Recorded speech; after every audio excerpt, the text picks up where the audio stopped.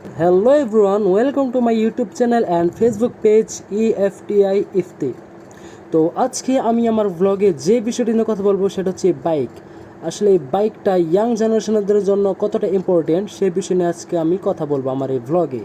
So guys, let's start the blog. বিসমিল্লাহির রহমানির রহিম।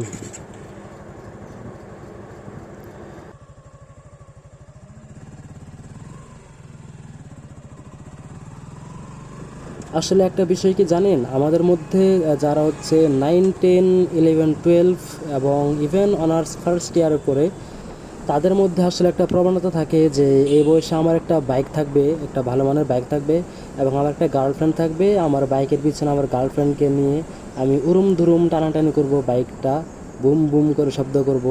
আসলে এই বয়সটা হচ্ছে টানাটানির বয়স, এরকম একটা মনের ভিতরে একটা প্রবণতা কাজ করে।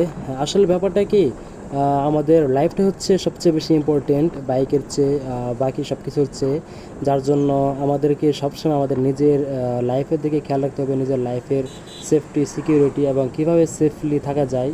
যার জন্য আমি মনে করি আপনারা যখন বাইক রাইড করবেন তখন খুব সাবধানতার সহিত সেফটি গিয়ার মেনটেন করে আপনি বাইক রাইড করবেন।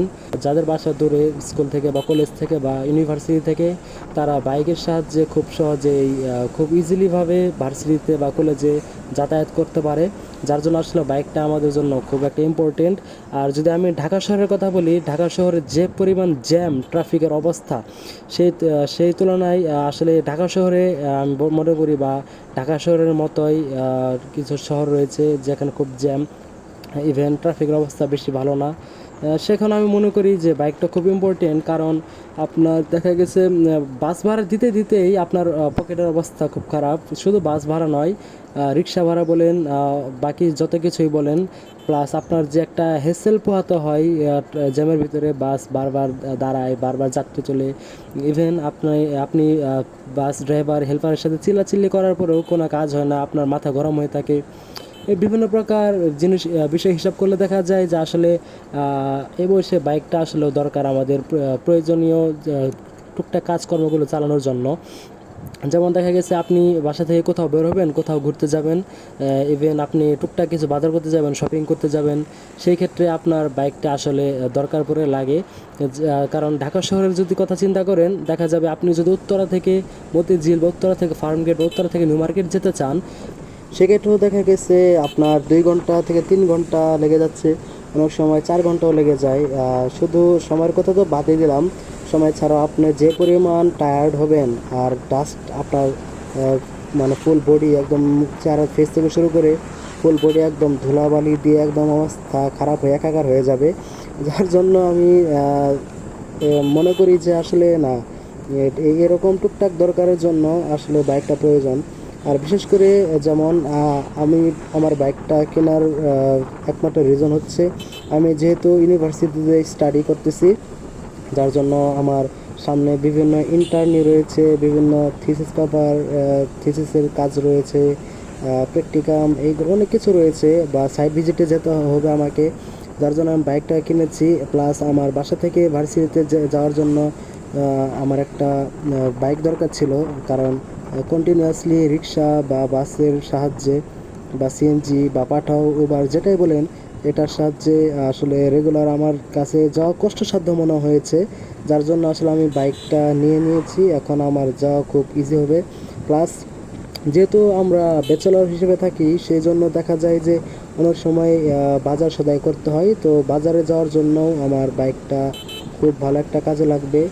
এবং অনেক সময় শপিংয়ের জন্য যাওয়া যায়। প্লাস ঢাকা শহরে তো ঘোরাঘুরি আছে, ঢাকা শহরের ভিতরে প্লাস ঢাকা শহরের বাইরেও ঘোরাঘুরি করার জন্য কিন্তু বাইক আমি মনে করি একটা বেস্ট অপশন।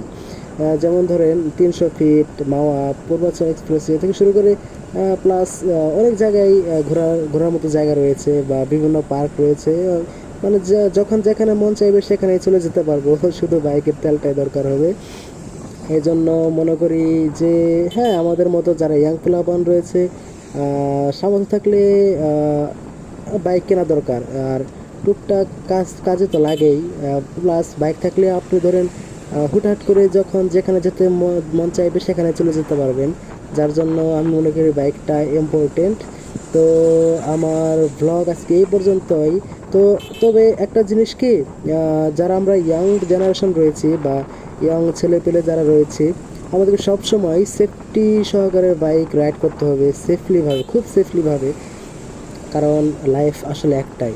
আপনার যদি লাইফ শেষ হয়ে যায় তাহলে আপনার ফ্যামিলি একদম ভেঙে পড়বে। আপনার কথা চিন্তা করতে করতে তারা একদম ভেঙে পড়বে, খুব কান্নাকাটি করবে। তো সবসময় যখন বাইক রাইড করবেন তখন আপনার ফ্যামিলি, আপনার ফ্রেন্ড সার্কেল সবার কথা মাথায় রেখেই আপনার বাইক রাইড করা উচিত। এবং সেফটি গিয়ার যা বলতে mainly helmet, helmet must wear করবেন, মাস্ট পরিধান করে বাইক রাইড করবেন। এটা আমার সাজেশন থাকবে আপনাদের প্রতি। তো এই হচ্ছে ব্যাপার স্যাপার। তো আপনারা সবাই ভালো থাকবেন। আমার ব্লগ আজকে এই পর্যন্তই। দেখা হবে নেক্সট কোনো ব্লগে। সে পর্যন্ত সবাই ভালো থাকুন অ্যান্ড আমার চ্যানেলটি সাবস্ক্রাইব করে আমাদের ফ্যামিলির অংশ হয়ে যান। সে পর্যন্ত সবাই ভালো থাকুন, সুস্থ থাকুন, টাটা, বাই বাই।